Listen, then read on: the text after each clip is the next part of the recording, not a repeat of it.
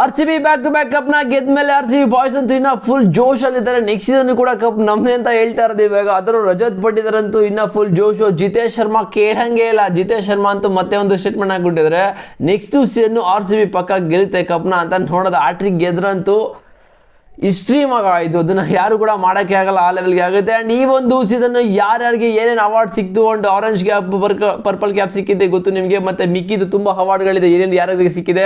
And R C ಬಿಗೆ ಎಷ್ಟು prize money ಸಿಕ್ಕಿದೆ, ಅಂಡ್ ಜಿ ಟಿಗೆ ಸಿಕ್ಕಿದೆ, ಎಸ್ ಆರ್ ಎಚ್ ಆರ್ ಆರ್ಗೆ ಏನೇನು ಸಿಕ್ಕಿದೆ ಇಲ್ಲಿ ನೋಡ್ತಾ ಇದ್ದೀರಾ.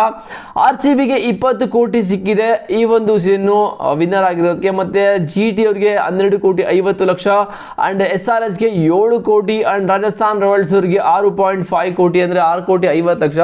ಏನಕ್ಕೆ ರಾಜಸ್ಥಾನ್ ರಾಯಲ್ಸ್ ಕೊಡಬೇಕಾಗಿದೆ, ಥರ್ಡ್ ಪ್ರೈಸ್ ಅವರು ಕ್ವಾಲಿಫೈಡ್ 2 ಆಡಿದ್ರು, ಏನಕ್ಕೆ ಇವರಿಗೆ 4th ಪ್ರೈಸ್ ಕೊಟ್ಟಿದ್ರು ಅಂತ ಹೇಳಿದ್ರೆ ಅದೆಲ್ಲ ಮ್ಯಾಟ್ರ್ ಆಗಲ್ಲ. ಪಾಯಿಂಟ್ಸ್ ಟೇಬಲ್ ಅಲ್ಲಿ ಏನಿರುತ್ತೋ ಪೊಸಿಷನ್ ಅದೇ ಕೂಡ ಮ್ಯಾಟ್ರ್ ಆಗೋದು. ಅದಕ್ಕೋಸ್ಕರ ರಾಜಸ್ಥಾನ್ ರಾಯಲ್ಸ್ ಅವರಿಗೆ 4ನೇ ಪ್ಲೇಸಲ್ಲಿ 6 ಕೋಟಿ 50 ಲಕ್ಷನ ಕೊಟ್ಟಿದ್ದಾರೆ.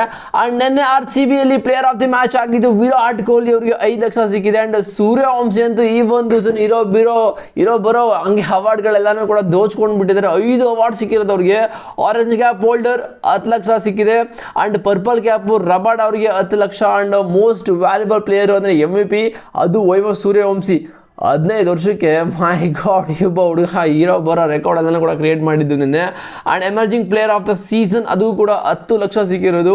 ಆ್ಯಂಡ್ ಸೂಪರ್ ಸಿಕ್ಸಸ್ 72 ಸಿಕ್ಸಸ್ನ ಹೊಡೆದಿದ್ದು ಈ ಒಂದು ಸೀಸನಲ್ಲಿ 10 ಲಕ್ಷ ಅದಕ್ಕೂ ಕೂಡ. ಆ್ಯಂಡ್ ಸೂಪರ್ ಸ್ಟ್ರೈಕರ್ ಅದಕ್ಕೂ ಕೂಡ 10 ಲಕ್ಷ, ಅದು ಸೂರ್ಯವಂಶಿಗೆ 230 ಸ್ಟ್ರೈಕ್ ರೇಟ್ ಇದ್ದಿದ್ದು ಇವರು ಕಂಪ್ಲೀಟ್ ಸೀಸನಲ್ಲಿ.